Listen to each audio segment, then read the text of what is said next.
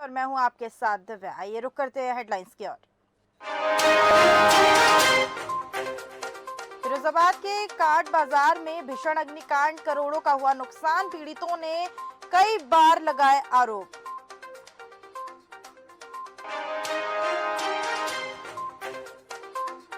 देवरिया में मूर्ति विसर्जन के दौरान बाल बालाओं का अश्लील डांस, ईओ नगर पंचायत सुमेरपुर हिमांशु प्रताप डांस करते दिखे। लखनऊ के कान्हा स्टेडियम में विश्व कप का मुकाबला, इंडियन और इंग्लैंड होंगे आमने सामने, चलेगी स्पेशल बस।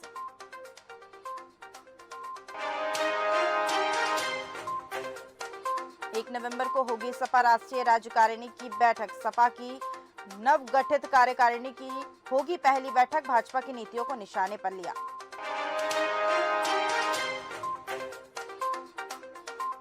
हापुड़ जिले की सड़कों पर खुलेआम हुड़दंग का वीडियो वायरल, करीब आधा दर्जन गाड़ियों में सवार युवकों ने मचाया हुड़दंग, कार सवार हुड़दंगियों पर नहीं पड़ी पुलिस की नजर। आइए रुक करते हैं आज की खास खबरों की ओर। भिंड सिटी कोतवाली पुलिस को एक बड़ी सफलता हाथ लगी है, जहां अवैध हथियारों की तस्करी करने वाले आरोपियों को पकड़ा गया।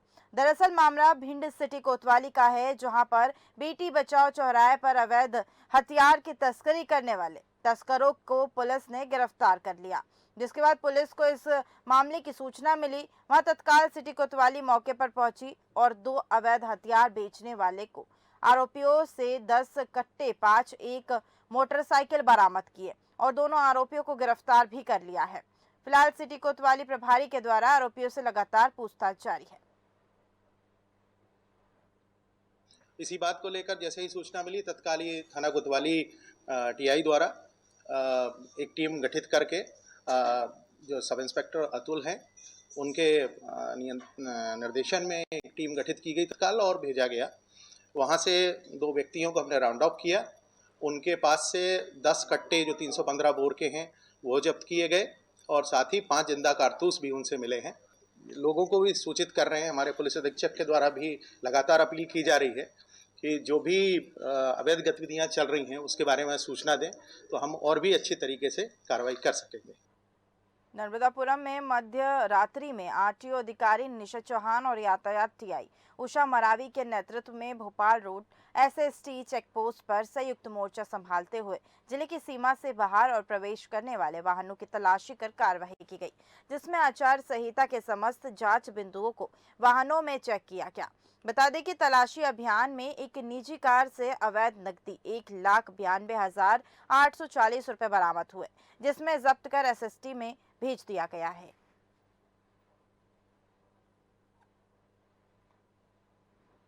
हिमाचल प्रदेश जिला सोलन के दयार शंकर घाट में 2 मंदिरों की परंपरा से अवगत कराया गया, जहां गांव के पूर्व प्रधान इंद्र शर्मा ने हमें संपूर्ण जानकारी दी। वहीं मंदिर के सभ्यता और महत्व के बारे में बताया।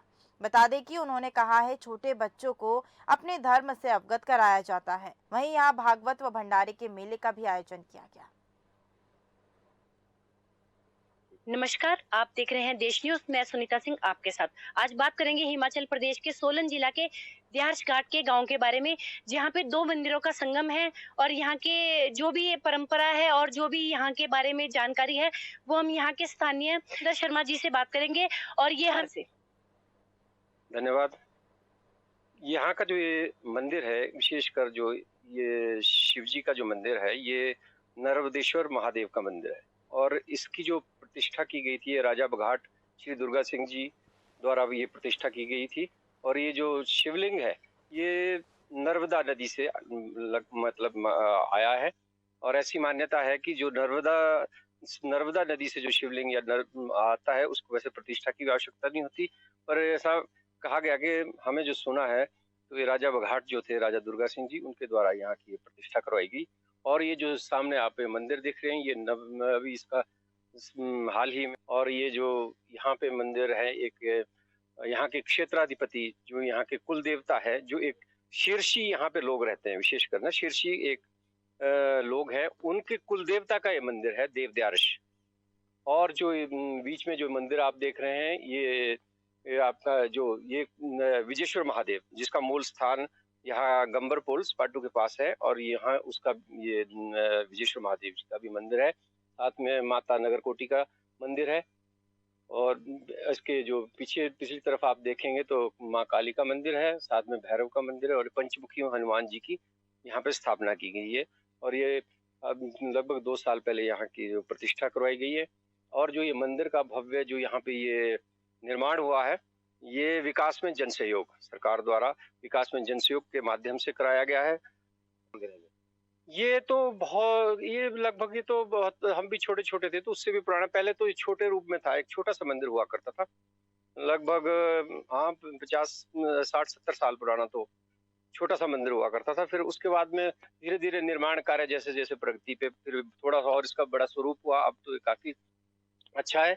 और अब इसका जो नीचे कम्युनिटी हॉल जो बना है, ये सामुदायिक भवन बनाया गया है, ये प्रदेश सरकार द्वारा इसमें धनराशि दी गई और कुछ स्थानीय लोगों द्वारा भी इसमें पैसा इकट्ठा किया गया और उससे इसका निर्माण हुआ है। और अब यहाँ पे मैं आपको जानकारी दे दूं तो अब यहाँ पे कई तरह के जैसे धार्मिक आयोजन हुए हैं। पिछले वर्ष यहाँ पे भागवत कथा का आयोजन किया गया, और अभी आने वाले समय आगे जो जनवरी में मकर संक्रांति के समय में फिर से एक भागवत कथा का आयोजन होना निश्चित हुआ है।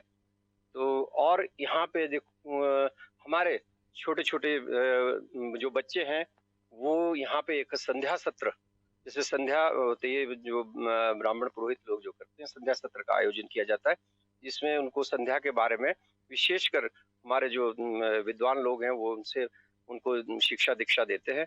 और ये हर एक रविवार छोड़ के दूसरे रविवार यहाँ पे संध्या सत्र का आयोजन होता है। और प्रत्येक मंगलवार यहाँ पे हनुमान चालीसा का पाठ भी किया जाता है। स्थानीय लोग जो आसपास के गांवों के लोग सब लोग एकत्रित होते हैं, हनुमान चालीसा का पाठ होता है, और रात्रि में छोटा मोटा जो भंडारा का भी आयोजन किया जाता है।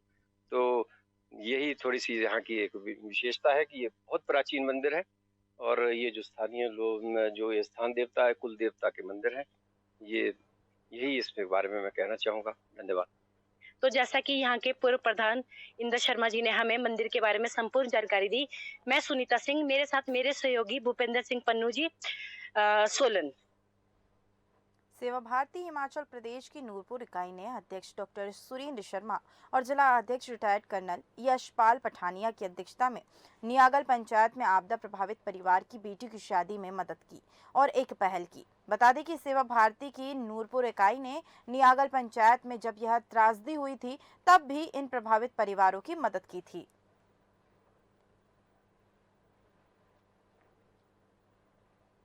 मेरे को नियांगल पंचायत से प्रधान जी की रिक्वेस्ट आई थी कि हमारे गांव में एक गरीब बेटी की शादी है। फादर उनके इस समय असमर्थ हैं उनका ये शुभ कार्य करने में, तो अगर उनके बारात की धाम के लिए अरेंजमेंट हो सके तो आपके हम आभारी रहेंगे। तो मैंने अपने प्रांत के सेवा भारती के जो हमारे हेड हैं doctor Surendra Sharma ji, deputy director Ayurveda retired, मैंने उनसे रिक्वेस्ट किया तो उन्होंने बड़े हैप्पीली एकदम मुझे बोला कि आप आगे बढ़ो, कोई प्रॉब्लम नहीं है, आप जैसा चाहते हैं वैसे कर दो। तो मैंने प्रधान जी से लिस्ट मांगी और हमारे प्रदीप शर्मा जी हैं, उन्होंने भी रिकमेंडेशन की थी। तो हमने बोला हमें जो आपको चीज़ चाहिए उसकी रिकमेंडेशन लिस्ट भिजवा दीजिए। प्रधान जी ने जो हमें लिस्ट भेजी वो 100% सामान हमने अभी लाए हैं। हमारे यहाँ पे जो है वो अगस्त महीने में भारी बारिश और भूस्खलन हुआ था काफ़ी, जिसमें 13 घर जो है वो जमींदोज हो गए थे। यहाँ पर हमने जो है तकरीबन 62 घर जो है वो खाली करवाए थे। इतना एरिया जो है वो त्रासदी में आ गया था।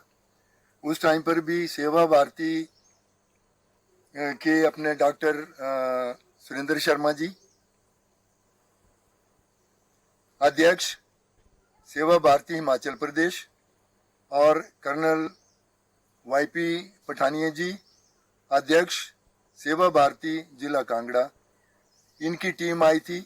इन्होंने सभी प्रभावित परिवारों को काफी सामान जो है वो हमें यहाँ पे दिया था।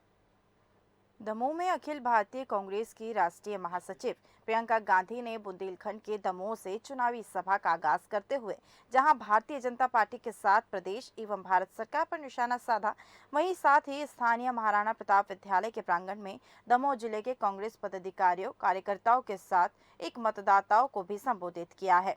प्रियंका गांधी ने कहा है कि प्रदेश में रोजगार, शिक्षा, स्वास्थ्य की स्थिति गड़बड़ है, जहां किसान भी नौजवान भी परेशान हैं। उन्होंने कहा है कि जब भी इसकी बात करते हैं तो भाजपा धर्म की बात करके ध्यान बांटने का काम करते हैं।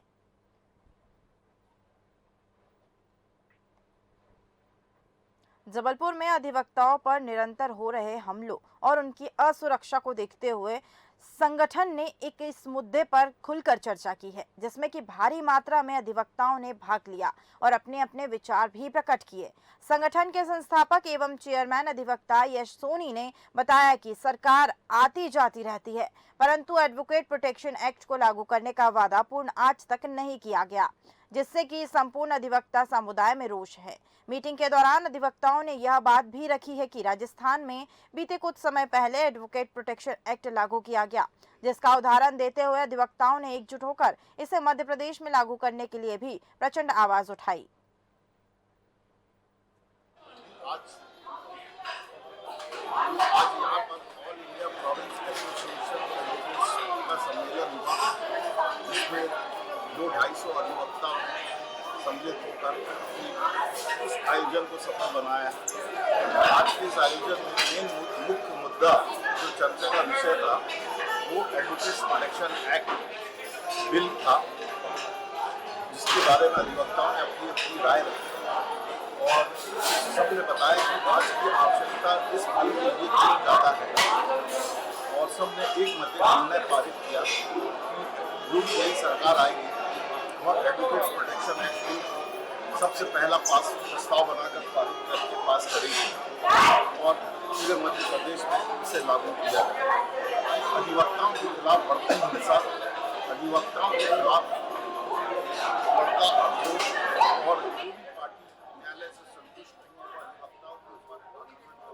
बिलासपुर जिला के ओलिंडा में एक बड़ा हादसा हो गया, जहां पंजाब के भटिंडा से स्कूली बच्चों को लेकर भांगड़ा भ्रमण पर जा रही बस पहाड़ी से टकराकर सड़क पर पलट गई, जिसमें 55 छात्राएं व स्टाफ के 7 सदस्य घूमने जा रहे थे। बता दें कि इस हादसे में बस में बैठे करीब 30 से 40 बच्चों और 2 अध्यापकों को मामूली चोट भी आई। फिलहाल बस चालक द्वारा हादसे का कारण ब्रेक फेल बताया जा रहा है।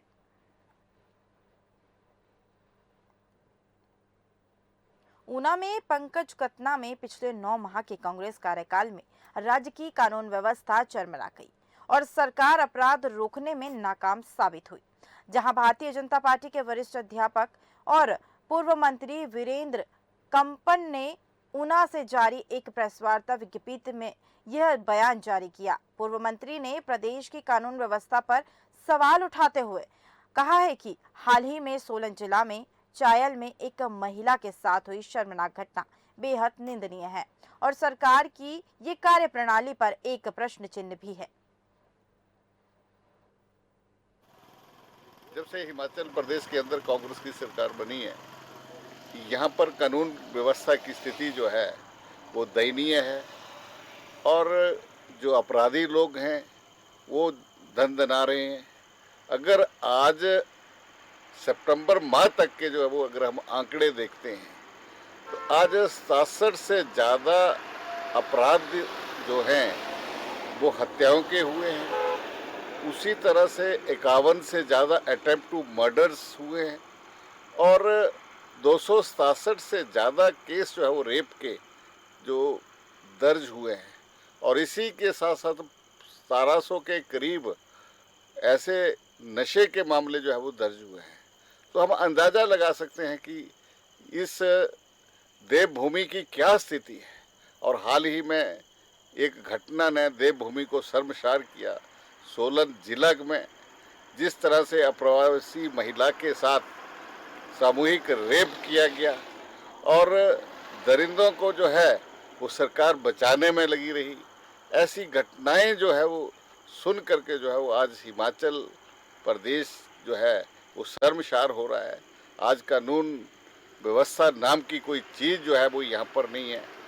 मेरा सरकार से एक ही अनुरोध है कि इन आपराधिक तत्वों के ऊपर तुरंत जो है वो लगाम लगाएं, अन्यथा भारतीय जनता पार्टी को जो है वो सरकार के विरोध में जो है वो सड़कों के ऊपर जो है वो उतरना पड़ेगा, ताकि यहाँ पर देवभूमि को जो है वो शर्मसार होने से जो है वो बचाया जा सके।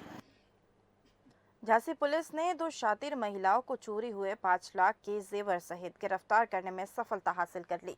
बता दें कि ये महिलाएं शहद बेचने का काम कर रही थी, जो शहद बेचने के बहाने सोने घर को निशाना बनाती थी, जिन्हें पुलिस ने मात्र 24 घंटे के अंदर ही खुलासा करने में सफलता हासिल कर ली है। वहीं एसपी सिटी ज्ञानेंद्र कुमार सिंह ने घटना का खुलासा करते हुए बताया कि थाना प्रेमनगर क्षेत्र में खाती बाबा के ईसाई टोला में एक सोने मकान को निशाना बनाया गया था, जिसकी सूचना पुलिस को दी गई थी, जिस पर पुलिस ने मात्र 24 घंटे के अंदर ही सीसीटीवी फुटेज के आधार पर दोनों शातिर महिलाओं को गिरफ्तार कर लिया। दिनांक 27/10/2023 को थाना क्षेत्र प्रेमनगर के खाती बाबा मोहल्ले में दिलसाद उर्फ कल्लू, जो रेलवे में कर्मचारी हैं, इनके यहाँ चोरी हो गई थी। इसकी सूचना प्रेमनगर पर मिली थी। तहरीर के आधार पर FIR पंजीकृत करते हुए लगातार टीमें लगा दी गई थी। केस को वर्कआउट करने हेतु 24 घंटे के अंदर 2 चोरनियों को पकड़ करके जो भी सामान बरामद हुआ था, उनसे सोने चांदी के ज्वेलरी बरामद कर ली गई, जिसकी कीमत करीब 5 लाख रुपए है और चोरनियों को जेल भेजा जा रहा है। सर, ये हुआ कि कल 27 तारीख को सुबह 8 बजे हमारे घर में चोरी हुई। 2 अज्ञात महिलाएं घुस करके मोबाइल और सामान ले गई। जब हम देखा तो CCTV फोटोज में देखा तो ले गई। जैसे ही हमें पता लगा, तुरंत हमने प्रेमनगर थाने को सूचना करी। वैसे ही यहाँ के CO सर ने और सारे पुलिस दल ने उचित कार्रवाई करके मुलजिम को पकड़ लिया और हमारे सामान को भी बरामद किया। जो मिला हुआ सामान है वो हमारा ही है। फिलहाल की खबरों में बस इतना ही, और अधिक खबरों के लिए बने रहिए देश न्यूज़ के साथ। नमस्कार।